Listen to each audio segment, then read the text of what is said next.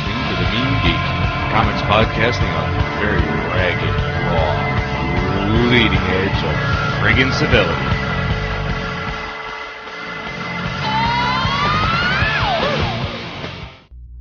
Yeah, so I really don't want to be Fandango. Right, new episode, number 6. We're doing actually what I think is very well. We being the Tech Jedi, your almost host. Sitting next to him, as always, is not partner, Reverend Mad Duck. Bless you, fuckers. All right, got some things to go over here. First, we'll do a little shout out to Candace Lindsay. Hi, out in Candace. San Diego, who has been gracious enough to have a quick conversation about San Diego Comic-Con with me today over the phone as I fixed her computer. Keep listening, Candace. Tell all your friends. And send us an email. Talk to us, for God's sake. Nobody does shit yet. We are unknown. We'll give you a free comic. But we're not totally unknown. That is true. And that's a good segue, because this morning, at roughly 2:32 a.m., we had our 100th download, which means absolutely shit to any other podcaster on the planet, because they're up to 100 episodes. But I feel that it's a pretty significant milestone. 105 is that 20 listens per podcast theoretically. Yeah. I definitely think it's fitting that our 100th our fan would be at 2:32 in the morning somehow. Well, you know, when you run out of things to do and you just can't sleep, it's the Mean Geek. Or late night cooking shows. Yes. So that leaves us with something I noticed about comics podcasting. Now, you haven't really been listening; you've just been participating. That's true. I've been listening for. I'm like an idiot savant in podcasting. Actually, this week is a year solid since I discovered podcasting. Mm-hmm. It was at New York Comic-Con last April, and I found that if you're not talking to them face to face, or you're not a constant contributor on their forums, most podcasts don't want anything to do with you. Really? Yeah. You know what? Way? Well, I've fired off many messages to many podcasting people, and it could be their busy lives, but somehow they find time to read, emails on the air and et cetera, and read, have voicemails that they've actually paid a service to do, and then they broadcast those voicemails. And I'll stop bitching soon, seriously. No, you won't. But, yeah, I've fired off dozens of messages. I haven't gotten one fucking back yet. How do you do this? How do you do that? Did you do this? Can I get in here? And it seems very incestuous, because a lot of the casts have a lot of the same crossover in their guests, or crossover in their hosts and participants. Well, It's very... I don't know. Granted, it's a small community. It's, it's comics. As many people as read comics are not going to have the wherewithal or the time or the effort or the knowledge to make a podcast. So fortunately, it's we even skipped all smaller. those parts. So yes, we jumped right by everything. Was this logical to do? No, probably not. Yes, Was it a wise decision? No, probably not. Did we make it? Yes, we did. Yeah. So, that's very strange. And I've been advertising because, frankly, we know no one who would pimp us. So, word of mouth is not going to work for us. So, I found a very cheap and yet incredibly effective advertising system where you bid. You say, I want to pay 10 cents a day for an ad on this site shaped like this, looks like that. And they say, all right. And for as long as somebody doesn't want to pay more than you did, you get that ad there. So if I bid 10 cents a day, as long as nobody bids 20, I've got that slot at that price forever. Interesting. Yes, it was very effective. But there's a podcast that shall not be named that I found cheap advertising on, and the ad was on there for a week until it got canceled by the other unnamed podcast today without reason. Well, I guess we don't like competition in the podcasting community. Or maybe they just don't approve of us. Well, that's almost certainly accurate as well. We're right bastards. Otherwise, we wouldn't be called the Mean Geek. So, having gotten that out of the way, because that's not remotely interesting. Nothing like starting off a new episode with the complete uninteresting irrelevance. Yes, hard to believe we've only hit 100, folks. We both saw two very geeky films. One that was more nerdy geeky, and one that was simply comic-y geeky. But what was your take, Bill, on My Name is Bruce? And I want you to particularly start with the theme song. The theme song was ridiculous, much like the movie. The whole film felt a lot like his biographies. You know, there's a constant sense of humor, a lot of self-degradation, some light self-validation. You know, Bruce Campbell is a likable guy who comes across as an incredibly unlikable guy in the film. Was there any need for that film? Good Lord, no. Oh, no shit, no. When was his last gig, though? I mean, the Old Spice commercials. I don't watch that much TV. There's an Old Spice commercial with him in it? Yeah, he did where he's playing a piano in a lounge robe and he's half shaven, surrounded by women. Nope, no idea. We'll have to find it. I'm sure YouTube has it, but so didn't like the theme song, huh? Go on you, go on me, go on D. It was interesting. I thought the demon monster was ridiculous looking, and the constant decapitations were ridiculous. I rather enjoyed the decapitations. Every time I started disliking someone, they got killed. So, alright, we've played that one out. It's clearly not enough to go on with. Punisher Warzone. Now, I like the first opening shootout sequence up till, and you already know where I'm going with this one. Right. I just cannot imagine the fucking Punisher hanging upside down from a chandelier, shooting in great big circles and hitting everything. I can't feature it. The Punisher to me is a very taciturn, grim, barely on the edge of suicide character that just wouldn't go in for those kind of theatrics. I thought that was over the top. I'll give you that. I believe when he killed somebody with a cake, sir, it was so hard to see. Yeah. There's a lot over the top in that movie. Yeah. Marcus Pullus, or whatever his name was. Marcus Pullo. Yeah, from he was from Rome. He did an okay job with what he was given, but I don't like a crying Punisher. I don't like a Punisher that has to be involved with children in any way. I did like how he was holding a child and still shot a guy, though. That was... Yeah, well, that's very Punisher-like. But frankly, I started it at 10 o'clock at night, and I got about halfway through before I started drifting in and out. So maybe the end was worthwhile, but tell me, was it or wasn't it? Well, I like the actor who played Jigsaw. Yeah. He was the lead cop detective McNulty in the HBO series The Wire. Okay. So I always enjoyed him as an actor. I thought his creepy brother was sufficiently creepy. And I found it interesting they used a lot of Ennis story archetypes and then totally changed them. All right. Like the black Irish guy was actually a character from a different Garth Ennis storyline who had nothing in common with that dude other than being a black Irish guy of the same name. Then you had the Russians, I think, came from, or at least I believe the names came from a different storyline. And there was an occasional quote floating through there again. So somebody had obviously read a lot of canon. Right. And then changed it.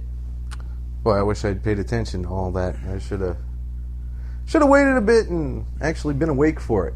Yeah, that's if you're going to review something, actually seeing it seems like part of the process. Well, it wasn't part of the plan. I just saw it on Netflix and said, I'll queue it up. And he did get micro killed, so...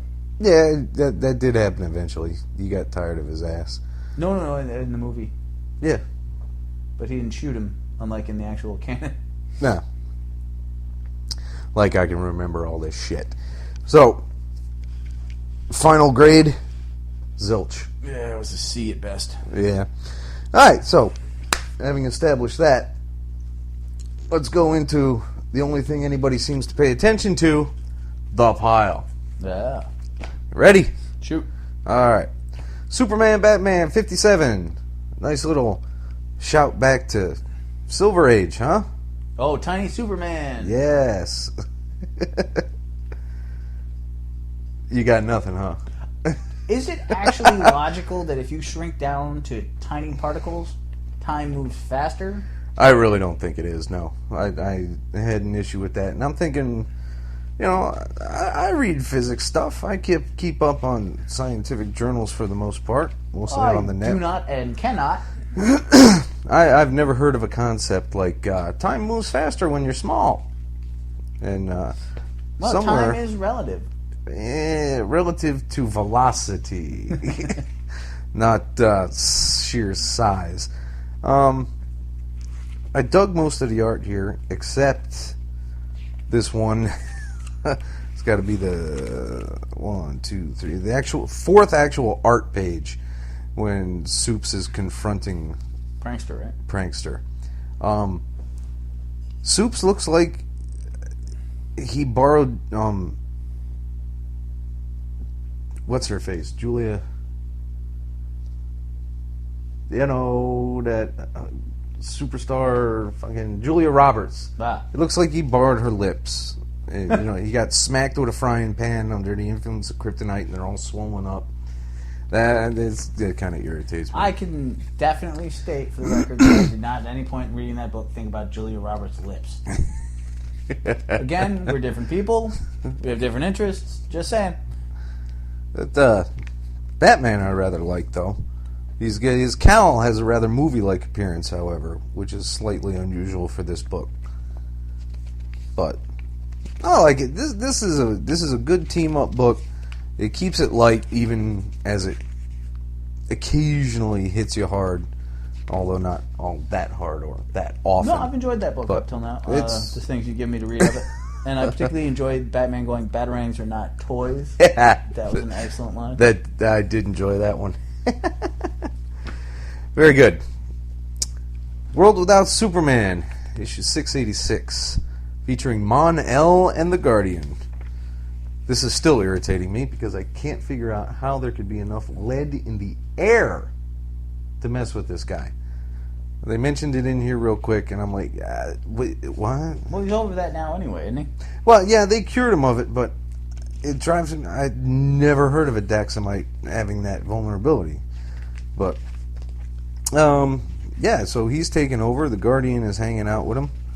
And there's this tremendously large Marina from Alpha Flight looking chick in here that I have no idea who the hell it is. Rampage from the Superman books. Well, It's a female scientist who turns into a giant female monster.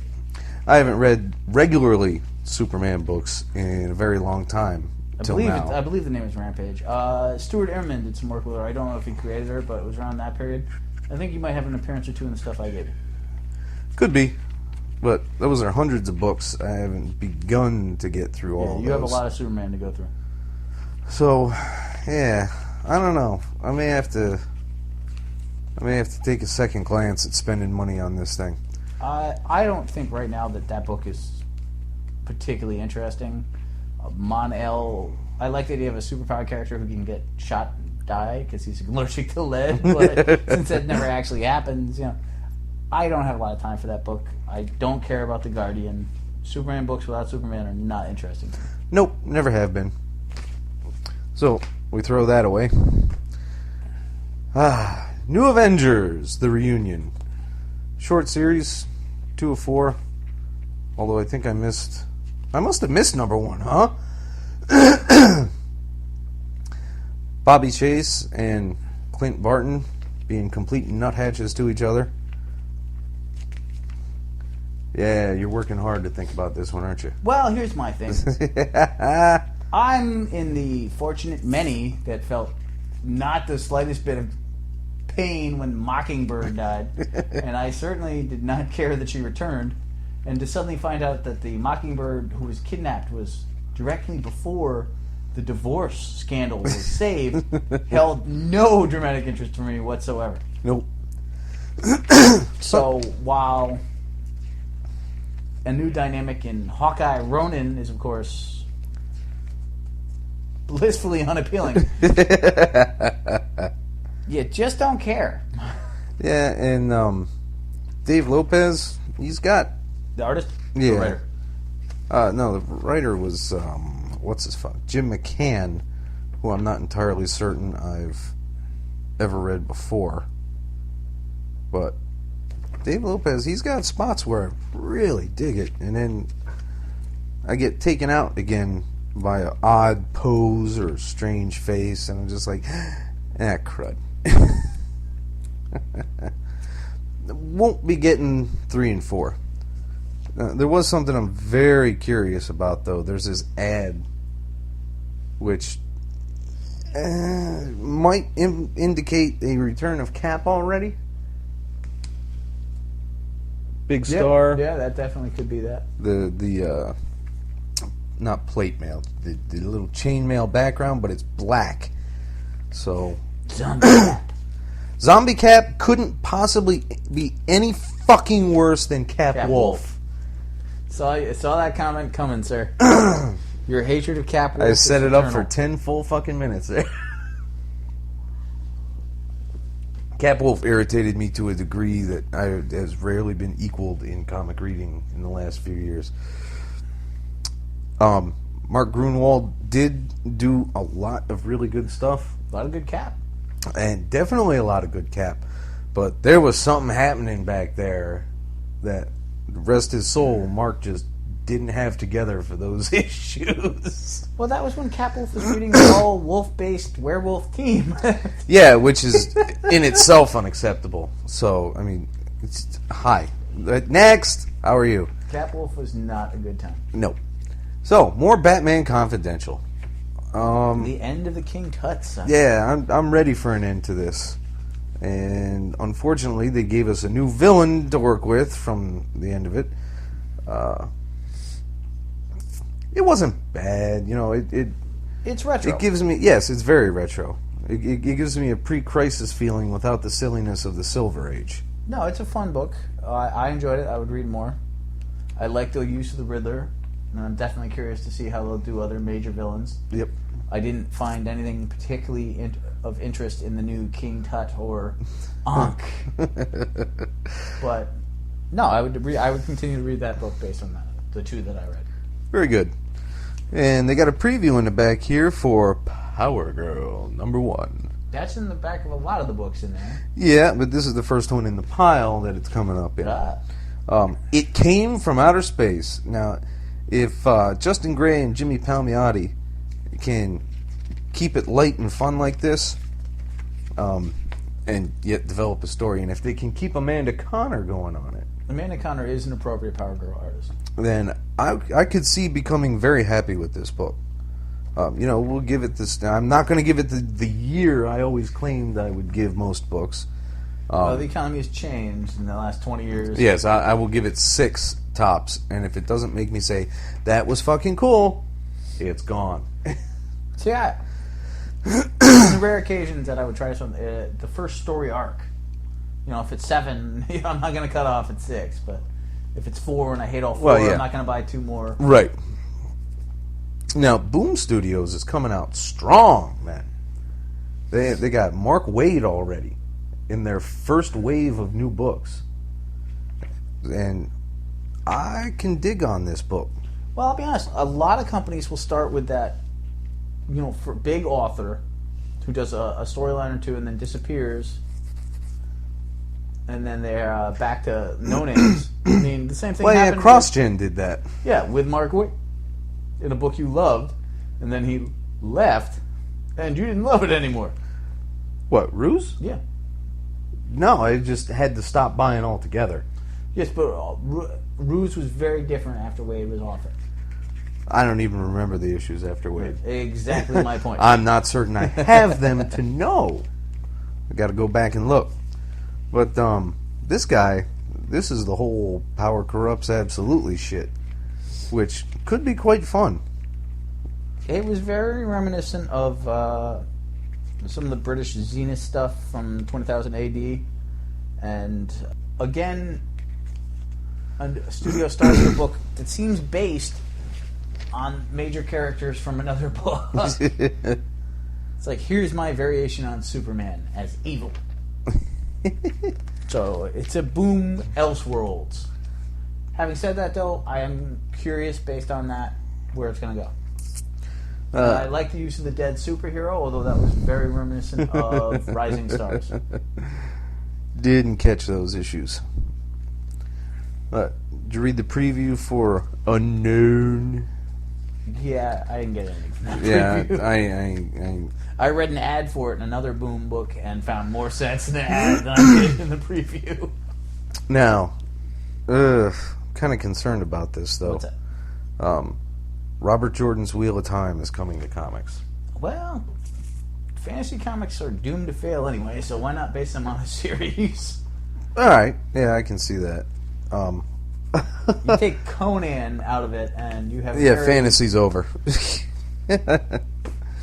I think Advanced Dungeons and Dragons went like 30 issues. That's another thing I noticed about podcasters. What's that? I listen to a lot of them, and most of them seem to be, early 20s or our age. There's no early 30s ones that I am obviously aware of. A lot of them got out of comics long before anything interesting. It's difficult to say. Yes, apparently, based on your saying.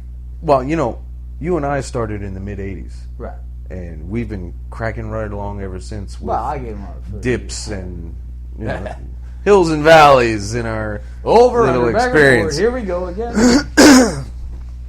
But, I'm hearing people who have got, 100, 200 episodes of podcasts talking about, I didn't read Killing Joke till last week. And I'm like, what? We were shooting each other to get a copy of that. 5th printing! Arkham Asylum, people hadn't read. Oh. They hadn't read V for Vendetta. Well, that's the one thing I've always prided myself on, is while my collection is, as you well know, having now owned most of it, haphazard, to say the least, I had a good working knowledge of a lot of the key areas. Not right. X-Men. Never really cared about the X-Men stuff. I have some really nice Claremont Paul Smith stuff that I found cheap, but other than that, I was never fully up on the X-Men. Right. But most of the key areas I had some of to have a working knowledge of storylines. Right. But now with a graphic, you can read anything. So there are graphics for almost every period. Right. So, having established that, it was just one of those weird things, because I was listening just today, and I'm like, really? You haven't read Killing Joke till 2 weeks ago? What? You call yourself a comic guy? It doesn't matter. I mean, I could more easily believe that if he was one of those gothy, I only read Emily the Strange kind of guys, But, I mean, this was a pretty basic, hardcore Marvel DC guy. Almost never talks about anything else. That's interesting. So the Killing Joke to me is very... It was mildly shocking. I have a better understanding of skipping Arkham Asylum, which I adore, but is also Grant Morrison and kind of weird. And by kind of, I mean completely and utterly. But Killing Joke is a very short, straightforward read. It's a huge shockwave. Yeah, it's got tremendous influence on the continuity. Plus, it's Alan Moore. And shit, I read Alan Moore write Bad Rock, for God's sake. Hi, kids. For those of you who don't know, Bad Rock was a big, stony dork. Created by Rob Liefeld in the much-lamented book, Youngblood.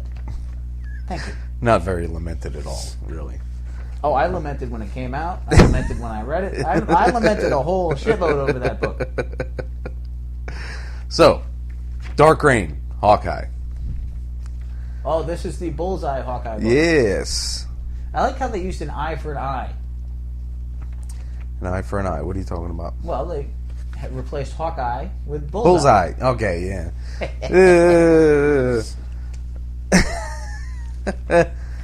He seems pretty... I mean, he's always been bloodthirsty, but wow. He's just ready to rock on anybody who comes around. Yes, he's an assassin, but you'd figure... Well, no, you don't have to figure. Most assassins in fiction will be like, I don't do nothing without pay. No, but he's always been more psychotic than that. Right. Like, if you go back to the Frank Miller Daredevils when he was killing guards as he was escaping, even though it put him in jeopardy. Right. Because his ego has always gotten in the way. So I didn't have a problem with that aspect of it. I did feel reading this book that you needed to read the Thunderbolts to get a better idea of where he was coming from in this. Right. And having not read the Thunderbolts, I was at a loss with this book. Still don't need Thunderbolts. But this could turn out interesting. I mean, he put that pen right through that. He put that pen through that chick's eye just for absolutely nothing, man. All she wanted was an autograph because it's Hawkeye, and it's like, kill you. And she's just like, what the fuck, man? The poor guy starts losing his shit. And then he blows him up, throwing him off a freaking overpass or garage or whatever that is. And he's just like, doo-doo-doo-doo-doo. Oh, look, there's a helicopter, and I've been caught. So, how are they going to reconcile that next issue? What will the Iron Patriot do? The same thing he's done with the rest of his jackasses. Yell at him, bitch slap him, and tell him he'll kill him if he does it again. There's kind of a theme going there. Secret Warriors. Nick Fury, Agent of Nothing. Number 3. This was a huge book for me for the very simple reason that for the first time I was able to identify the Secret Warriors as the people he had with him in Secret Invasion. They finally shown their powers and go, oh, those are the same people. So that was very helpful. It's The Countess is back. Yes. Dum Dum Dugan is back. Yes. What who is this guy, man? Which guy? I thought for a second it was Silver Samurai, but I have no idea who the hell it is. They went to visit the worm facility, and there's this guy dressed up in a fucking gown. Oh, they identify it by name. I didn't recognize it. I assumed it was something from previous S.H.I.E.L.D. books. Well, you got me, because I don't know. I mean, where is it? I don't see any name in here. Here, let me see it. The other guy is cracking, but who's this fucking guy? Take a look. What do we got? Pardon us for technical difficulties. We're not going to edit this. I'm just going to keep on rambling because that's what I do. So, pretty soon is Free Comic Book Day, where we'll be podcasting live from the Gorgon. Kurt's Comics. That's the Gorgon. Ooh. Going to take my nephews, and I'm going to take my father so that he can control my nephews while I get things accomplished. Because they have become little comic book consuming machines. Got them a bunch of stuff last week. They already love it. If it was possible, they would have, splooged in their pants when they saw that. That was disgusting. Not a good plan. That statement was horribly wrong. We're bastards. What did I tell you? What did we say last week? We're monsters. What are you going to do? I never meant to be a monster. Yeah, well, nobody. Life just sort of worked out that Who really does? Batman, Battle for the Cowl, number 2. Opens up with Two-Face blowing somebody away. The Penguin just strangles a pigeon or whatever the hell it is, and he decides to reassert his whole gangland philosophy and his kickbacks and everything. He wants his dough, man. He wants to be in charge. He wants a chunk of everything. I like them when they use the Penguin as a character outside of the gang world. Like when he had the club as an information broker, that was more fitting because a penguin that threatens someone becomes a ludicrous penguin again. I'm sorry, I like how they've revamped a lot of characters and kept them pertinent, and really with Two-Face and the Joker you haven't had to. The Penguin, however, does not play well in the aughts. Nope. I'd have liked it if they kept this ersatz Batman identity secret for just one more issue. Well, it's still guesswork. No, he's certain it's what's his fuck there? Jason Todd. He's certain it's Jason Todd. Now, Jason Todd came back, and then it wasn't actually him because it was Hush. Right. But So- then he came back anyway. When did he come back anyway? I still got to look that up because I'm not entirely certain. Yep, and that's why we only have 100 listeners, folks. Because vagueness is not popular. I guess that might have happened. Well, they had a little cameo of Zaz there. Saw him cutting himself up after ripping somebody's face off. Did he used to do that? Yeah, Rip Zaz. off faces? Well, no, he just used to kill people and slice himself. Right, but this guy clearly has had the skin totally removed from his face.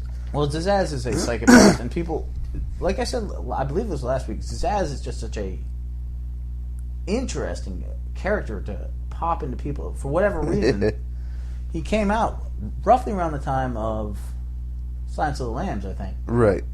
and just got under people's skin in a creepy way. And he's different, all kinds of villains have come and gone in that period. But, And yet this one has stuck around. yeah, I mean, who remembers Scalp Hunter. Scalp Hunter or Mockingbird? Mockingbird. Well, Mockingbird's been used a couple times. She was actually used in... Not to great effect. She was in... One of the Batman Supermans. and Arkham Asylum Living Hell. Ah, okay. I have that one. Haven't read it. And just how many times can fucking Jim Gordon get shot? Gordon is a tough 7,000-year-old man. It's an interesting shot of Black Mask sitting here on the rooftop there on the edge, just looking around while the city burns, saying, yeah, not only is it mine, but it's mine enough where I can destroy it and not care. No, the Black Mask part is interesting. His involvement with the Arkham escapees in the Two-Face Penguin War is actually really well done. But the main thing that bothers me about Life Without Cowl Year 1 is the fact that there are 47 Batman heroes on the cover that don't appear in the damn book. It's like a showpiece for other Batman books. Yeah. Now, you think Dick just took the nearest Bat costume, or you think he purposely went for the one with the yellow oval? Well, I think the choice to have a classic, clear-cut, good Batman fighting the classic evil Batman is defined in the costumes. If Jason Todd is the creepy 90s, a little too dark Batman at times, then you have... A la Azrael. Yes. Then you have the clear-cut choice of the classic gray with the yellow. You know, the Batman everybody thinks of. Yeah. I can see that. I'm not particularly happy with him having gotten a batarang to the solar plexus there. Yeah, that was a tad unexpected. But Alfred's there, so he's going to take care of things. But it's not as bad as I'd been worried about. Luckily, there's only one more issue to deal with, and then we almost get some kind of resolution. We'll see what happens when he comes back one day. Now, previously, we had gone through Spider-Man Noir. Yes, we did. Now, I think that this one is slightly better for a first issue. I enjoyed this one more than I did Spider-Man. Daredevil Noir is... I think it fits Daredevil far better than Spider-Man. I didn't have a problem with either of them. Again, it's still the whole Elseworlds concept, new setting. Right. I didn't have to deal with May Parker, communist agitator this time, which I was okay with. But it's definitely... I like the art in its darky fashion much better than the Spider-Man one. But I think it fits Daredevil far better. Well, there's almost no change. Like, they take the lawyer out because in the 30s, no blind kid was going to be a lawyer. Right. And I can get that. And turn him into a review stuntman. But other than that, it's still him versus mobsters. There's no change in the story. Dude, yeah. But he still fits in that era. Absolutely, but at the same time, yes, you've taken the lawyer out, which to me is a big part of Daredevil. Right. So I can't entirely endorse that. But he's searching and fighting the killer of his father and a giant, bald, fat man. There's no need for that. Because that's unheard of in it's Daredevil. Exactly the same book. Yeah, I can see that. At the same time, though, I'll definitely read the next one. Yep, absolutely. I'm kind of intrigued by this ad. It's semi-geeky, but it's not comic booky geeky. Patient Zero. Oh, the zombie book. More zombies! Yes, as soon as I saw that ad, I thought of you. I'm sure you did. I'm telling you, you're going to be coming to me when they come. When the zombie apocalypse occurs, you'll be saying, Age, what do we do? Yes, if a zombie apocalypse occurs, my first plan will not involve calling you to get your how to protect my house. My first plan will be raiding a gun store and rolling up in there with a box of 4,000 Twinkies. The only food that will not go bad on Earth. Yes, I may be toothless at the end, but... Flash Rebirth. I'm dying to hear what you got to say about this. I understood about 8 words in that book. Come on, you can do better than that. No, all right, 10. I liked how each Flash shared their reminiscences of Flash as an opening. The Speed Force kicking Flash out and then kicking Savitar out was interesting, but I don't know where they're going with it or what the point is. Yeah. I have not read Flash in a long time, so I'm still not familiar with Impulse as Flash or Wally West having kids. Well, though that was Impulse being Flash and not Flash was a rather abortive process. They tried to give him his own book. It really didn't go absolutely anywhere. So they went back to the old numbering. So they made an impulsive choice? You and your puns. It was nice to see all the Golden Age heroes running around. I was more interested in the Golden Age villains. Well, you always are. I'm still not sure where the kids came from, though. Because his son looks like, a Gorilla Grodd reject. I mean, that's an awfully muscular 5-year-old. Well, what do you want? Deep thought? But then on the next panel, he's like all dinky and slim and shit. Not every artist can draw children. Yeah, but, I mean, he looks like a squashed up, fully loaded, roided out adult in one panel, and your average kid in the next. I mean, but the problem is, I've never read a real Barry Allen story. No? No. Crisis on Infinite Earths, 7 happened a month before I started ever buying comics. Oh, see, I used to read a bunch of old Flash, because, as the heroes go, he was one of the duller. The Rogues Gallery spoke to me as a few others. Mirror Master, Captain. The Rogues still have a lot of staying power till this day, man. They had... Particularly for guys who've all died at least once. Yes. They had that silly Final Crisis thing. Oh, where they all They gave them their own miniseries. Yeah, Rogues there was a Revenge. one-shot, too, that I had at one point. Yeah. But, I'm actually kind of happy that Barry's uncomfortable with all this adulation here. Because it would irritate me if he's like, yeah, I'm the shit.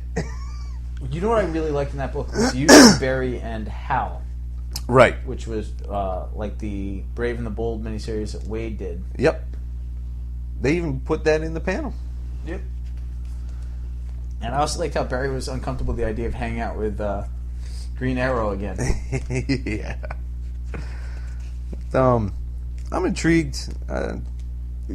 Wally is generally, I hate to say my Flash, but Wally's the Flash I've read the most of. I don't read Justice Society, so I don't know anything about Jake Garrick. The only Flash I can recall you making any effort to read was Mark Waid's run, and then following that for a while when Jeff Johns took over. Yep. Was the only period, and you read that fairly religiously. Yep, absolutely did. They were awesome, awesome stories. I can't remember who first, that particular Flash volume, where they introduced Chunk and all that in like 87. Chunk before that, I don't recall. I did have some really early ones that went into the collection. I believe I kept a full run of the Mark Waid. Yep, but I forget who did that, but I started with them, and I had to stop because of the Army and money, but I went right when I started getting comics regularly again, there was my good buddy Mark Waid, who apparently is evil, according to other podcasts. How so? I don't know. I didn't catch the full story, but there's a running joke that he's evil, and there's even a picture of him wearing a shirt that says, Mark Waid is evil. Well, come on. If they made a Jedi is Evil t-shirt, you'd buy one. I absolutely would. Speaking of t-shirts... Yes? We will soon be selling t-shirts on themeangeek.com, starting with a wondrous slogan that, as much as I'd love to take credit for it and tell everyone on the planet it was my idea solely, was actually the Revs. Therefore... They can't see you waving, man. Therefore, he will tell you the first slogan on the Mean Geek t-shirt line. In my defense, I did come up with this when I was drunk. Okay, it's a good line regardless. Light side, dark side. It's all about the backside. Which many people have remarked as incredibly humorous and clever. And all of them were men. Well, yeah. Well, no, Barbara liked it. My sister liked it. Well, my sister doesn't have a choice. She's my fucking sister.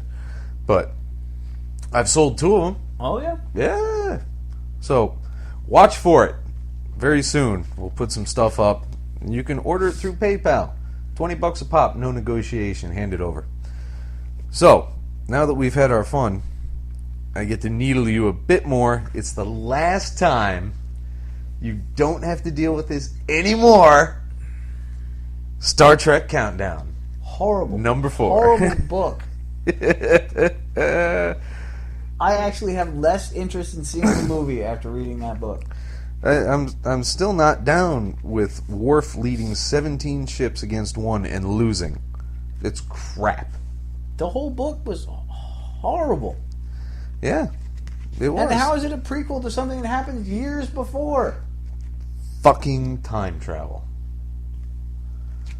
Star Trek cannot live without time travel. It's letter law. It's concrete. You can't get around it.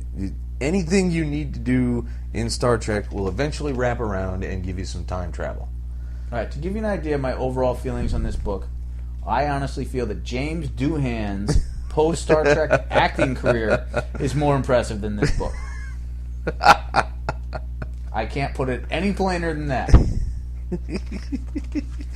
If you're like, would you like to read Star Trek Countdown or watch this James Doohan retrospective?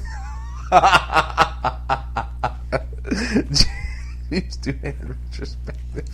But you know what's really peculiar about these? I was in the store this weekend, and Cabo was telling me that these things are moving like fucking mad men on. People are excited about the Star Trek. Yeah. The photo covers, which are the variants, which doesn't make sense because there's who's on the covers? The new guys. Who cares? Those things, some of them, some unlucky bastard is getting grifted for $40 a pop. Anyone who spends $40 on that deserves to get kicked in the temple. Yes, pretty much. I'm gonna watch the movie. I'm not gonna hold my breath for it being fabulous, but I'm an absolutely huge Lost fan, and what little Alias I did see I enjoyed, so I'm going to give Abrams his fair shake on this one. It seems only, proper. If it gets amazing reviews, I may go. That's the extent of my Star Trek interest. And you get to finish off the torture that was the Haunted Tank as well. I just wanted that to be so much more than it actually was. Yeah, I can see that. I remember finishing it, and I apologize for going back to Garth Ennis, but I remember finishing it and thinking to myself how a couple of years ago, Garth redid the Unknown Soldier in a 4-issue miniseries. Yes. And how preferable I found the evolution of that story to this vaguely racist, the general's cursed, going nowhere. And it was short, too. Not that 3 or 4 more pages would have helped it, but... No, it sure wouldn't have. But, yeah, we see his origin. The tank commander. We see his origin. We know where he came from, why he's a Stewart. But it was a story. 3-4 years from now, this is going to go up for sale, and just hope for the best. It didn't do anything for... And I love the Hornet. I really wanted to go somewhere. It started off interesting with the racial thing, and then it just sort of petered out as a story. Yeah, it really did. They just had a couple more arguments, and there was a little more I believe shooting. we resolved war is bad. Oh. Thanks for clearing that up. Yeah, because Mr. Marafino, we just didn't know. We needed your help in that. Just like when I first found out that fucking cigarettes were bad. I could not believe it. I had been doing it for a decade and a half. Suddenly, I'm slapped in the face with, smokes are bad. I thought these things were good for you. They had Well, vitamins and shit in it. And I look cool doing it. No. There's nobody on the planet who doesn't know that war is bad or cigarettes are bad. No one. You gotta be a grade A Faulknerian man-child to fucking not know these things. Am I right? Yeah, I'll give you that one. Which moves us on to something far more interesting. Invincible Iron Man, number 12. It's made it a full year. I've been happy with each and every issue. Not necessarily stellar, but I have been happy with each one. The Controller was a nice addition. Was an unexpected choice. I'm glad they're bringing back older villains in many, many, many books rather than just cooking up a new one. Because what's the Controller been doing for years? Controlling something. Who's he been controlling? The Mandrill. I'm just guessing. Alright. A signed comic book to the first person who emails in, tells us, and doesn't look up on Wikipedia, tells us where the Mandrill first showed up. Well, I couldn't even tell you that. Yeah, well. The Mandrill is a mind-controlling monkey, folks. You heard it here last. It's mind-boggling. So, I like the art in that book a lot. I do. LaRocca is just... He's got it. He's got it together. Pepper, though, I'm still kind of concerned about Pepper being an Iron... whatever the hell you would call him. She's not an Iron Man, obviously. Iron Woman sounds gay. I believe it's Iron Person. Iron Person. So he's an Irontron. I like the whole idea. You know, you had War Machine, you've got Iron Patriot.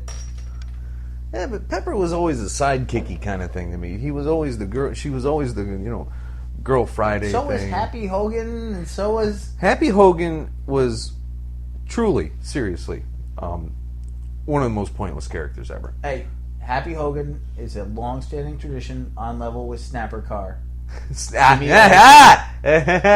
Jimmy Snapper Olsen. frickin' Carr. Alright? It's all about Snapper Carr. It's whole- never about Snapper The Carr. whole sidekick thing is a tradition in these books. These characters have been around far longer than most of their cool villains and their cool equipment. Rick Jones is the ultimate sidekick. Why couldn't Iron Man have a Rick Jones sidekick? He did. James Rhodes, who became War Machine. I don't The know. cooler one got his own book. Was he a sidekick He was though? his helicopter pilot for years. Yeah, but I don't know. When I think of kicking for the hero, I don't think Rhodey. Rhodey's like, I'll fuck shit up, man. You don't talk to me. That seems more racially insensitive than it does anything else. No, James Rhodes was like... He covered for him. He lied for him. He worked for him. The only difference is James Rhodes that was sounds much cooler in the movie than Happy Hogan. But the sidekicks ain't always the best buddies. That's The best true. buddy's the best buddy. I see Rhodey as the best buddy. Happy Hogan was the best buddy for years. Yeah. All right, I can see it. I don't have to like it because it's Happy freaking Hogan. I just come on. I believe again in the collection I gave you had the infamous Spy Master facing the fury of Happy Hogan cover. that thing, that is such an amusing cover though. Spy Master just doesn't know what's going on. He's like, give me a fucking break. You know, if it wasn't for the Comics Code, he'd have said that too. He's like, give me a fucking break. That cover was hilarious. I enjoyed it the hell out of it. Now, poor Maria Hill, man. What in the hell's going to happen to her? What is the controller going to make her do to Tony? Now, was Maria Hill, that was the ex-leader of... She was the S.H.I.E.L.D. director. Okay. Until Stark came in and she became second in command. And then, you know, when Osborn came in and frigged everything up, he offered her a job and she's like, bite it. I don't know what I'm going to do, but I'm not going to do it for you. And Tony's like, come on. We can work together. Come on, let's work together. Pepper's going to be a mess, man, because she just got pulled in for the Registration Act.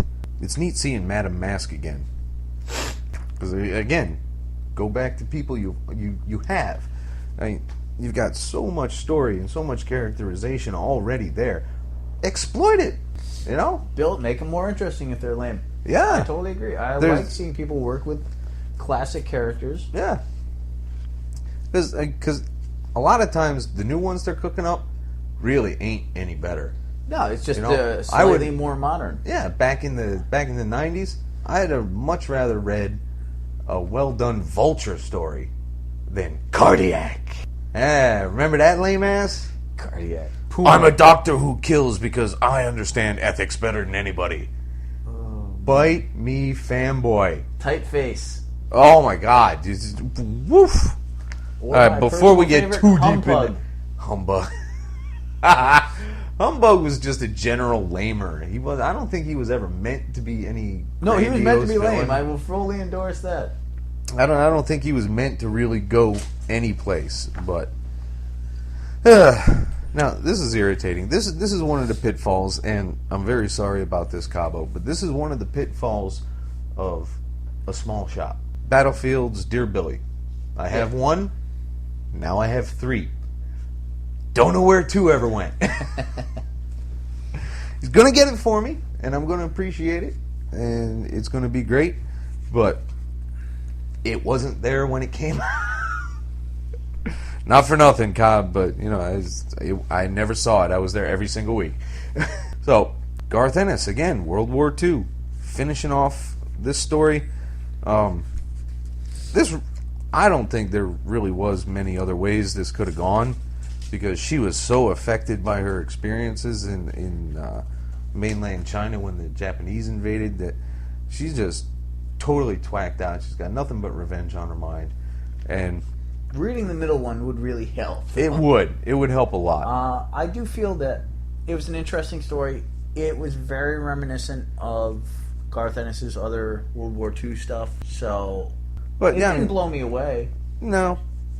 It was mildly touching, I guess, but she just couldn't get it through her head that a war happens. When a war is over, everybody can go back to being civil. You know, who won, and maybe it's right and just, and maybe it ain't, but you can go back to you can go back. But the question, of course, is that if you've read, can you ever go back to the level? Well, no, I mean, I don't mean as an individual. You know, your experiences, you having experiences like that, there ain't no going back. But you don't have to wipe out a race or a nation just because you had a war and you won. You conquered them. It's over. That's the way. How many wars haven't ended that way? Yeah, but the conquered race usually isn't forgiven and immediately made an ally. Well, that was something in World War II that it did have a shocking speed to it. So, you know, because the next thing we know, we all had Walkmans. That level of the story was the most interesting to me because it was the most obscure. You know, somebody got tortured and then had to deal with how to live in the peacetime. and chose an alternate path, shall we say. Alright, so before we get too much deeper on that, because we're not really about deep. Yeah. G.I. Joe #4. The Baroness and Deathstroke throwing down with claymores. You know what my biggest problem with G.I. Joe is? What was that? Did you ever read Howard Chaykin's The Shadow miniseries from the 80s? Very long time ago. Okay. One of the opening points they made in that was to slaughter most of the Shadow's agents and cut it down to manageable size. G.I. Joe is a comic book based on a toy line. As a result, they have a wide variety of toys. And since each of these toys is a character, none of them ever die. No, and that's going to be one of the more irritating things. They'll have your basic red shirts that, in this case, will, oddly enough, be green shirts, but you're never going to know them. There's going to be, oh, Private A got pasted in the head. We'll have a funeral. Give his mom a flag. But, you know, Scarlet's never going to die. Firefly, Dusty, Tunnel Rat. These are not toys that I owned. I'm not overly... Actually, I may have had a Dusty and a Firefly, for that matter. But my point being, there's a whole lot of these figures out there that they can use in these one-offs and whatnot. But the book is limited by the fact that you have a military unit of 2,000 toys that you can't kill off. Where are you going to go? Now, I kind of missed it, and I'm looking through it right now. I'm trying to figure what the hell who's the guy in the barbecue? Barbecue, some sort of... Barbecue, the firefighter? The firefighter... Now, not for nothing, firefighters are saving the day every day. Don't make a mistake on that. I'm not going off on firefighters. But they've thrown RPGs at this thing, and they're fighting, just so you know, they're fighting a little bitty robot with a couple of guns on it, who's been distracting them so that... It's a spider. It's a great big spider. It's made out of something that resists all bullets, RPGs, and just wants to get into the computer system that they can't figure out that if you just shut down, the thing's mission will end. Barbecue literally comes out of absolutely nowhere with an axe. And chops the fucker in half. It's very Transformers. I cannot be down with that. I'm going to give this 6, and if something interesting doesn't happen that makes a whole lot more sense, I'm moving on. The only reason you're buying the book in the first place is because the Baroness is being played in the movie by Sienna Miller. It's Sienna Miller? I think so. Ooh. See? Man, you heard it here first, folks. The Tech Jedi has no interest in G.I. Joe as a concept. Well, I'm not 12 anymore, you know? But I was really hoping for, you know, straight up military adventure. You can't do that without killing people. Yeah. You can try for hope, you know? You try to be optimistic, even as, you know, you make it apparent that you're a complete bastard. But are you going to get the... Best of Larry Hama? You know, I would consider that. Yeah? Out of curiosity, if nothing else. The problem is that's I was a big fan of those books back in the day. Well, maybe it's this ad, but I think that this is the Larry Hama they were doing for Image. Well, then no. Because the original 80s stuff, I would get a nice big trade of those. I'm curious. I would have no problem with a nice big trade of those. So... We dove into the cheap box at the store last week, and I got a bit of a coup here because the back of this thing is a mite damaged, and you know the corners are not quite what it should be. It's you can't call it mint. No. So, Captain America 15, Volume 5. Whoo, doggies! This fills in a gap that I needed to fill, but. I just never went out and got. This is in one of the trades we're going to move on to in a bit. It's the Red Skull's daughter getting unbrainwashed or or deprogrammed, however you want to say it, by Crossbones. Although the interesting thing is, you could also make an argument that she's getting reprogrammed for the programming that her deprogramming took away. Yes, which starts to hurt the brain after a bit. So, But then you get a break with the ultraviolet ad and Mila Jovovich, and things are okay again. You turn the page and you're back to the story. Don't shake your head. Just agree she's hot. you.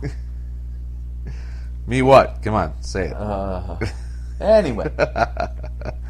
I can totally see the Skull deciding that his daughter was completely pointless because, it was a daughter and not a son. I had no problem believing the Skull would do that. Master race and all that. In the Skull's original era, women were simply incubators. No, I thought the origin part made sense. I liked how they turned Mother Night into an origin by having her form sin. I like Crossbones' involvement in the whole thing. All in all, it was a good book. Yeah. Did they really need to bang at the end, though? Well, I guess they were banging previously. Yeah, maybe. I don't know. I don't have a lot of those books. So, another minor back issue thing, which I got for even cheaper because the back is even more messed up. Green Lantern 32. We go back a little bit. Catch a bit of an origin story for Hal. Not too bad. Not too bad. Readable. I like seeing Pi again. Pi? His mechanic. Oh, yes. Carol Ferris stuff is interesting, particularly since she seems to be part of the whole Purple Lantern movement. Her Star Sapphire retroness. Right. Now, what in the hell? Is this a Red Lantern? Is this Atrocitus that's in here? With blood and rage of crimson red, ripped from a corse so freshly dead, together wish our hellish hate, we'll burn you all, that is our fate. That's Atrocitus, isn't it? It seemed like it to me, but since that was one pebble in an otherwise mighty pond, I didn't have a full understanding of that book in and of itself. I kind of like villains like Sinestro, who are rather imperious. Sinestro's a great villain. Yeah. He was great in Challenge of the Super Friends. He's got that evil mustache. The mustache, almost. I mean, you can say it's cheesy, but I really do think it makes it.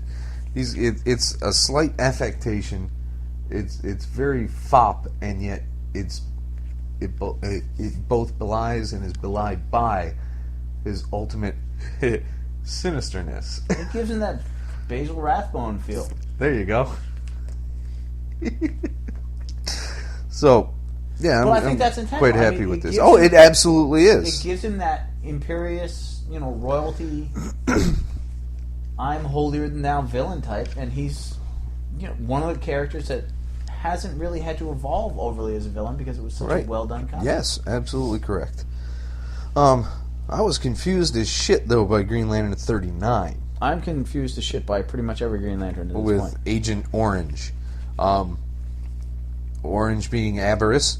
So he's just greedy. It's mine. I want the power. Mine, oh, mine. I have It's no like comment for that. Daffy Duck in the fucking... Alibaba. I mean, come on. I had been liking Tan's art until this issue. I still like most of the art in this issue, but Man, this huge spread here. I'm like, what's going on? Is that a female? Is that what race is that? Is that no? Because that's not human. So I don't know what's going on in this particular issue. Honestly, the Green Lantern book confuses the crap out of me right now. The blue lanterns, the red lanterns, the orange lanterns. Now, this reinforcement and necessity for the green to be in proximity to the blue,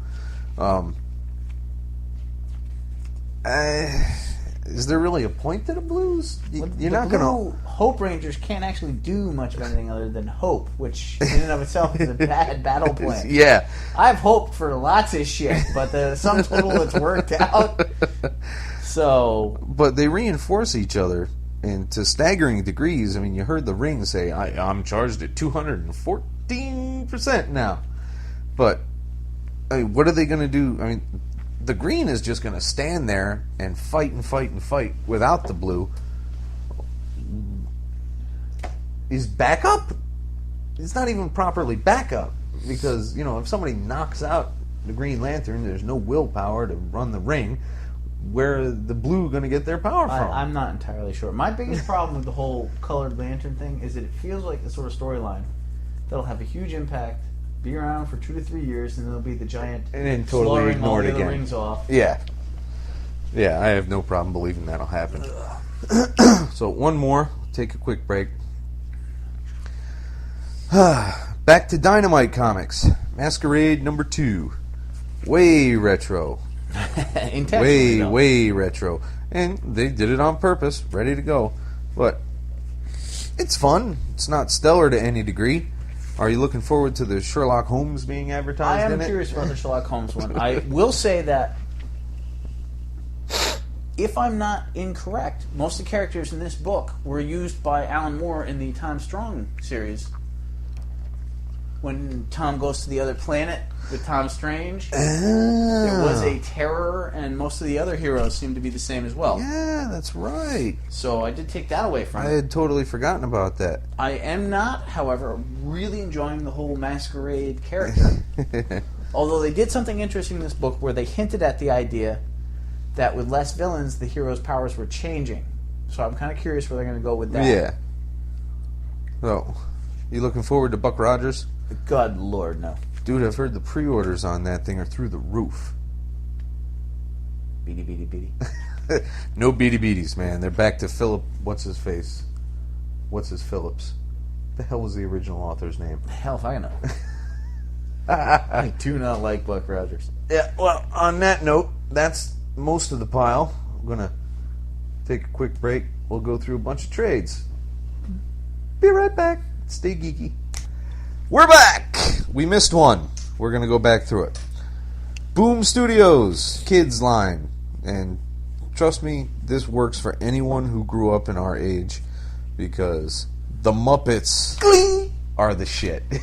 Squeak! It's nice that they tried to avoid any kind of adventurous crap and just made it, backstage during the show. I liked it. It had a very show quality to it. It was episodic in the sense that there were bits on the show and backstage things in between, and sometimes they interfered with each other. Right. They even tried to have a guest star, which didn't work at all, but... Yeah. And it was fun. How difficult was it to try to read the Swedish Chef, though? No more difficult than trying to understand him when he was speaking. Force the chopper, der leads to der quarter. Der froggy, froggy leggy. But what was the name of the exploding frog segment? Oh, crud. Prepares frog leg goulash? No, before that, with the 4 frogs doing Oh, the song. oh. It's right here. Bang, boom, splat, and pow. That could have been in any episode that you ever watched. It absolutely could. You can hear a little tune going, doo-doo-doo, 4 little hop toads sitting on a tree, Ted and George and Bob and me. Yeah, You can it was, totally. That was absolutely. Excellent. I had actually my girlfriend read that one. Yeah? And she felt that was the best part of it. Like, that was the most Muppet. She totally could see that in an episode. She also thought that the entire book made every character look like they were stoned. Which I could not disagree with. Especially the old geezer rock stars. They're totally stoned. Well, I actually would have preferred not to have them there. I didn't think there was any point to the guest star thing. Doesn't work if you're creating a guest star. It's basically just a lame new Muppet. Or burk the recipe me 30 tooties. But no, I love the book. A lot of fun. Can't wait for the next issue or Muppet Robin Hood. Was very happy with it. Boom seems like they know what they're doing so far. Yeah, and I'm very much looking forward to the Boom Mark Waid written Incredibles. Yes, so I'll get you that if it still exists Saturday. Right, on to trades. we've been consuming a disgusting array of trades lately. That is true. They're the shit. They're the way to go. If you got to catch up, trades are the only way to work it. Trades are pretty much the only thing I purchase at this point, other than the occasional Western or Muppet comic book. Because I'm that guy. Now that 100 Bullets is officially over, and did you read that Wired article? No. Okay. Did you send me a link? Yes. I haven't caught that link yet. Well, not surprisingly, Dizzy becomes the new agent of the Trust. Really? Yep. They're all arguing at the end, and Graves is like, "You will address her as Agent Cordova." So, what we're working with here is 3, because split second chance is 2, right? Yep. Yeah, so split second chance, hang up on the hang low, 5, 6, and we kind of, somebody screwed up and didn't have 7, and 8. So, Yeah, it should be missing 2. yeah. So, split second chance, I was quite happy with. The art at times was kind of muddy, I like the art a lot. and yet it was quite obvious. It wasn't muddy in the sense that you couldn't tell what was going on. It was just very dark and noir. He has a very style to him. Yes. Split Second Chance was interesting because it's still early going, and there's a lot of random stories, and aspects of these stories play out later, but you haven't hit the core characters Right. in a lot of them. Dizzy Or is you don't almost realize non-existent in this one. Well, that's the thing with this book. In the early books particularly, you'll see a character and then not see him again for issue upon issue. Right. But there's an underlying plan in almost everything that happens. What'd you think of the French episode? Dizzy goes to Paris and talks to that fat bastard. That Parlez kung fu. I liked it a lot. I mean, this is one of my all-time favorite books. It's so well written, and it just moves. It does. It never lets you down. It just cranks along. But this is an intro book, and it feels like an intro book. The first two, Yeah. well, I would recommend any of them. If you were just going to buy one at random, I wouldn't recommend either of the first two. So, which moves us on to mildly more complex story. Hang up on the hang low. That's a great story. Yeah, the interaction there, he wasn't real sure he wanted to talk to his pop, who was also a criminal at this point, but then he gets close to him, and I have a little double cross there with some ecstasy and $100,000.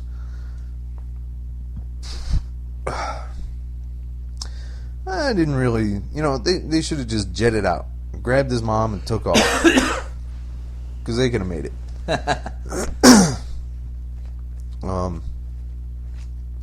Wasn't the point, though. No, it absolutely wasn't. How horrifying was the beatdown that this Asian chick gave poor Mo, or whatever the hell his name is, Loop.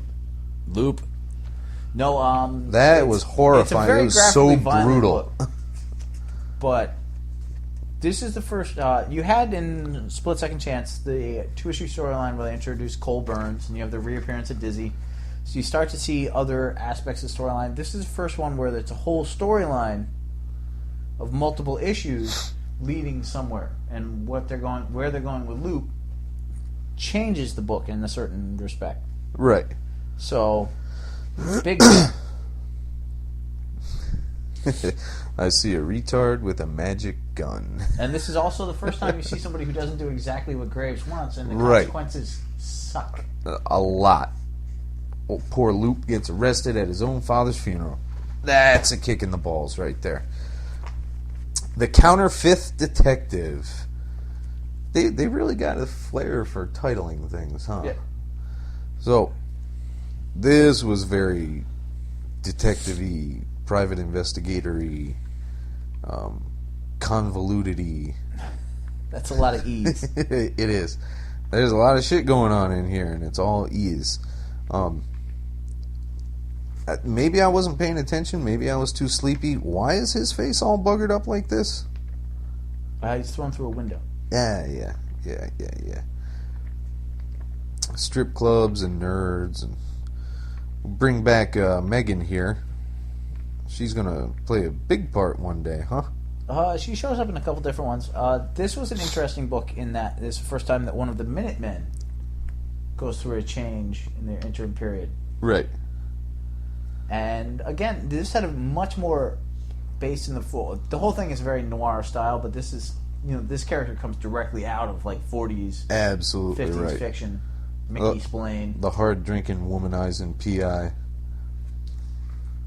Which I can dig on. I got no problem with that. But is this the longest arc so far in this? At that point, yes. At this point, the longest individual arc. By far. Yeah. Which is why it's immediately followed by individual stories, issue by issue. Right. Very good. I had to sit twice through that. 6 Feet Under the Gun. That would be the individual evolution of 6 different characters. Yep. Graves. Dizzy Cole goes Burns, back to the hood. Dizzy, the rich kid whose name is escaping me right now. And it might have been Lono? Yes. Yep. So That's a fun brutal. read, but without the other storylines, there's no point to that book. Yeah, you're totally lost by this. And then Echo comes back with... Oh, and Lono. Wily Times, I believe. Yeah. So, Who is a great character. I don't know, we're over an hour, so I'm not getting too much deeper into this. But yeah, we're going to finish this out. We're going to read all 100 issues. And then an incredibly thick one, 8 full issues in number 8. The Hard Way. Now, that's primarily a Wily Times book. Yeah. It also introduces a new Minuteman, but most of the book is based on Wily Times, and that is an excellent read. No. But if anyone were to want to start with 100 Bullets, you'd either have to start with issue 1, or if you want to see a full storyline book, go with 3, Hang Up on the Lowdown. 8, again, is seriously convoluted. Yeah, it absolutely is.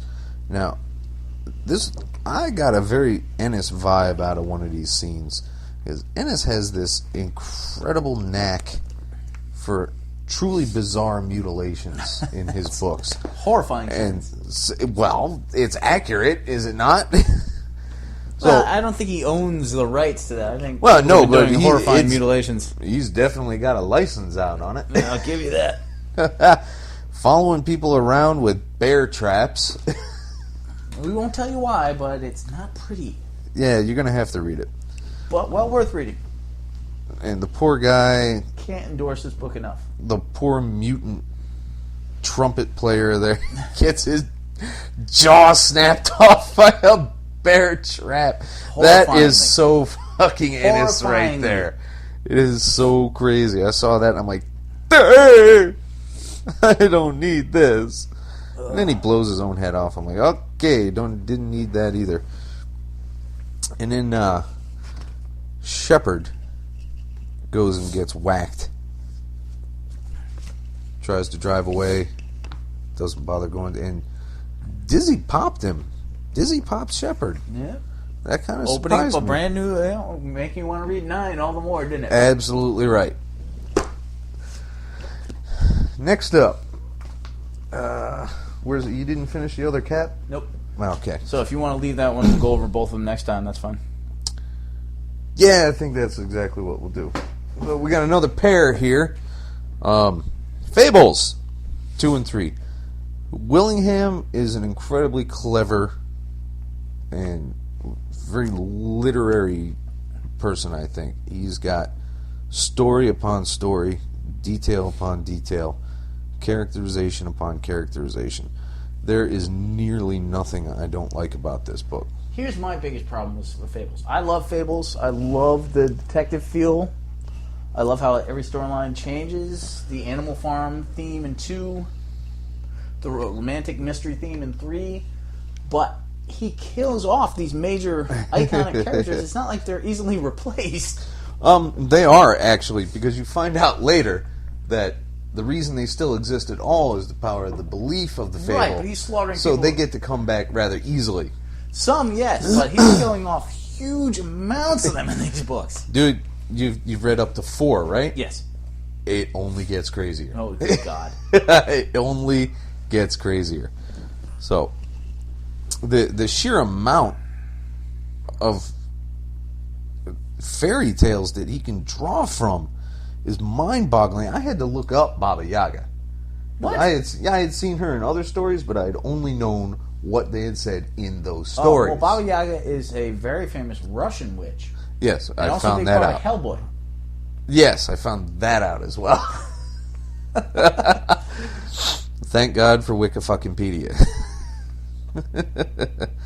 But no, Fables also receives my highest endorsement. Excellent book. So, yeah, Animal Farm is the revolt. Yep.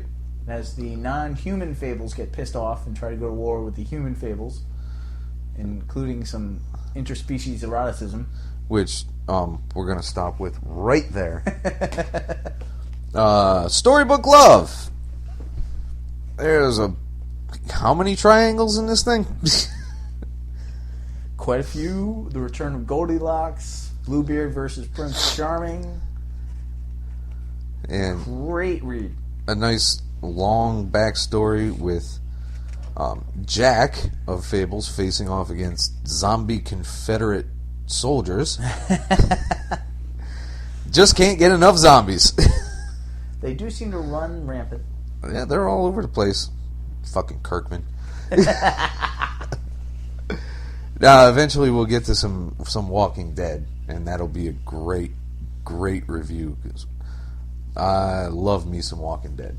Walking Dead is a great book. As much as I hate undead, I'm big fan of reading about of them? Walking Dead. Now, this comes very close to my heart now. This Thrushbeard or the fencing? Chateau d'If Fencing Academy. Because I am now a fencer. I got my equipment this week. Very happy about it. Yes, you did. So, anytime I see the one sport I can actually do in any depiction in fiction, I'm digging it. No, fencing was also very telling. The difference between... And it was... that scene was key in the character of Bluebeard, who's awesome in practice and less so in reality, which is, really defined his character as a whole. No, Fables is just so well done, so well drawn. Highest possible marks. Leaving us with New Avengers Revolution. Are you standing up so you can stay awake? Yes. No, New Avengers Revolution is... The New Avengers book, again, still hasn't mastered anything since Breakout. We're moving further and further into the whole Death of Cap storyline and the splitting of the Avengers. This is where Hawkeye reappears. Doctor Strange is suddenly a member for a short period of time, or hanging out with him. Right.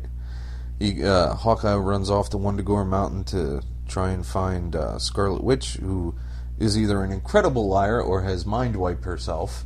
Or somebody else has done it for her. Or the trauma of her horrific events and behaviors has somehow mind-wiped her. Yeah, I'm thinking she did it to herself. Yeah, that works too. And then, just when you got some good character moments going on, what do they bring in? Ninjas. Ninjas! And I think Spidey said it best. I fucking hate ninjas. Yeah, the sum total of ninjas that appear in this book is semi-ridiculous. Yeah, I'm glad I read this book, though, because I missed a rather large number of individual issues that led up to this and are a portion of this. I started, it's got to be... You started reading this not too long after this book, right? Yeah, like 29, maybe 30. And I was like, why are they in Japan? Who the hell is Daisy? No, The New Avengers is an interesting read. I'm a huge Bendis fan. I just feel that it's more important in the overall scheme of Marvel than it is as an individual book.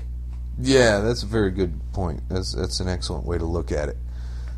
But the pastiches on the old Miller Electra panels where you see sais and swords going through each other as they're bent over each other. It was both nice to see and an obvious, oh, okay, fine, it's kind of poetic. Look, it happened. It happened to her again. Isn't that a shame? And this was the first indication that there were any Skrulls running around, as far as I know. Yes. There were probably others. You know what? If you got further information on that, write. No one's writing. I want to be written to. That you got me that told me that Skrulls were coming. Yeah, what? I have a big Skrull mask. Oh, yes. I got from the con, yes. But no, Frank Miller today believes that Elektra is still dead. So, I got no problem with Elektra being dead. There are characters where you really got to set them up as definitely coming back when you kill them. I would like to know ahead of time that they're coming back, because otherwise, I understand that they're always going to come back. They broke the one rule that stood forever: only Bucky stays dead. No one stays dead. And that's what's driving me up the wall. Is that off? Did you turn off your mic? I did not. I cannot wait for the next issue of this, by the way. Muppets? I'm totally ready. I'm telling you, Caped is going to be fun. Which one? Caped. Oh, that... the superhero assistant sidekick thing. It's still too... I'll give it a chance, but it still seems too damage control for me. But I'm ready for executive assistant. I ordered that. I've got that ordered. So, I'm still trying to find superhuman resources. I'm curious about that. So, last up, and then we'll leave you alone. You can go to bed or play with yourself further. Or... World of Warcraft. Whatever you feel like doing. You can level your Ret Pally to 60, whatever. Juggle spoons. Juggle spoons. I actually came up with a quite funny little remark about World of Warcraft. Yeah. Somebody asked me what I'd be doing in 15 years. And I said the likelihood... I said other things, but the most likely thing that would happen would that be... I would be preparing my level 500 Retribution Protection Paladin for the brand new expansion, Orbiting Orcs. Where's the funny part? Yeah, you're a bastard. Yes, I am. Yeah, that's where the civility comes in, right? Yeah. Moving on. Amazing Spider-Man Civil War. Now, we understand the Civil War has been over for a long time. We get it. But we're catching up. We're trying to find good stories to read. We're finding cheap trades, so we're reading them. So we're talking about what we're reading. Because this is what you do without a podcast. You'd find something, you'd read it, you'd talk about it. So that's what we're doing. I'm not saying you are. I'm saying other people would be like, why is he talking about Civil War right now? We know all about Civil War. Because we just read it. I don't think anyone actually sounds like that. What? I don't think anyone actually sounds like that. Well, somebody does.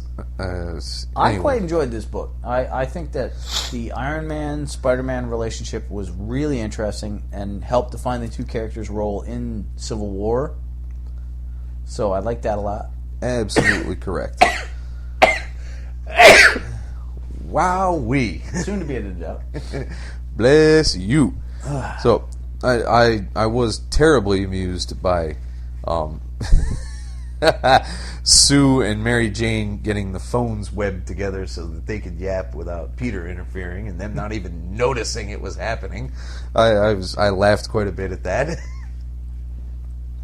But you're right. There was a very promising relationship between the two, and it fell to shit because Peter just has this incredibly specific idea of right and wrong, and unfortunately he's easily influenced by what he perceives to be greater heroes, but eventually he turns back in and he says, no, this is what I'm believing, so this is what's going to happen. He's great. The fight with Cap kind of worried me. How so? I kind of wanted Peter to just try to talk it out. I mean, it's Cap. There is no...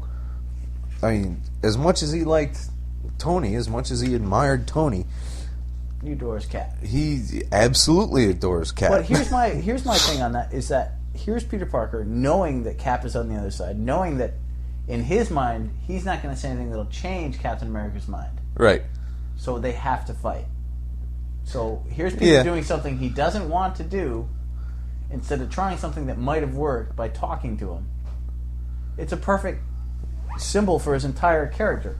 Pretty much. I don't want to hit this guy who I like more than me, but because I don't think I can talk him out of this, I have to hit him.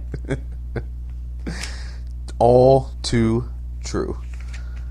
But, you know, I was reading this, and I was reading another thing. Oh, the Ultimates. Ultimate Spider-Man, Ultimate 6. Right. Ultimate 9. which Oh, yeah, Volume 9. You will eventually read, because it's waiting for you. But I could not get over, and this is a spoiler podcast, so this is why I'm going to talk about it. So I'm going to spoil it for you. Right. I'm not going to tell you the end. That would be too You far a just spoiler. did that to me with 100 bullets like 10 minutes ago. Yeah, but you had a good idea that would happen. What? No. It's Bendis. So Bendis is awesome. But I began to get irritated by the double talk. Yeah, you forget about Bendis' dialogue sometimes, don't you? What do you mean? Are we really going to do this? Yes. Really? I said yes. Really? Over and over and over. You're going to keep them safe? Yes. Totally safe? I said they're safe. But I want them to be safe. What the fuck did I just say? Of all the whiny Peter things I've ever fucking read in my life since September 1985, that is the whiniest I've ever fucking experienced Peter that's Parker. not even top 10. Oh, but you haven't read it yet. You'll find out. But back to Civil War one, he stood right the fuck up, took that mask off, tried to have a backbone, and it worked. You know, man always had a back. It worked. And a great moment where J.J. Jameson responding to his revelation on television that he is Spider-Man. exactly. Just a great. I mean, it's a fun book. It's. I thought that an was a impressive great story. characterization of JJ. As graphics go, it's not a individually important story. It's not a beginning to end kind of story. It's the sort of graphic you pick up to fill holes in other graphics or other back. Right. So, from that standpoint, you couldn't recommend it like, this is a Spider-Man book you have to read. Right. No, that's Kraven's Last Hunt. We all know it. Yes. And you and I, the world has known this forever, but you and I finally find out what in the hell happened to Aunt May that set up the events of Brand New Day. You know, there was a couple of those in the back issue bins that Cabo was trying to get rid of. I thought for a second about getting it. I'm like, you know, that's just going to irritate me. I don't care if it is Straczynski. But Wade's about to do an arc. Right. So I may have to get them. If it's a short one, they're generally pretty short these days. But I'm hoping I'll dig it. There you go. You know, All you can do. I love Wade. I trust what he's done. I don't remember the last time I was disappointed by anything he wrote. But it is the current Spider-Man who would trade his entire life with Mary Jane and everything he's done for 20 plus years to have some old biddy back. Yes, but this is a personal issue for you because you wouldn't trade a hot weekend with a supermodel for all of your family. You know, my sister listens to this. Jackass. And on that note, folks, Yeah, we're gonna wrap that one up. If Biggie can get his fat ass in gear, we'll be doing a special extra episode on Saturday at the store. If you're not working, it would be awesome for you to swing by somewhere around noon, 1, somewhere in there. well, let me know. Well, yeah, between noon and 1 or so. No, let me know if it actually happens. Oh, Well, yeah, we'll hold off. And Yeah. if you're around, we'll hold off and wait for you, because that'll be far more fun. But that should be great. That'll be 7. We're 3/4 of the way to actually joining an organization that might help promote us. What the hell's that? The League of Comic Book Podcasters. Good Lord. They have a league? They have a league. Do we have to have powers? If only. The power of promotion. The power of steady pimping. The power of promotion compels you. And on that exorcism reference kind of notey, stay geeky, be kind of mean. AJ's favorite book was Guardians of the Galaxy. Pass it on. That's incorrect. Good night, everybody. Bye.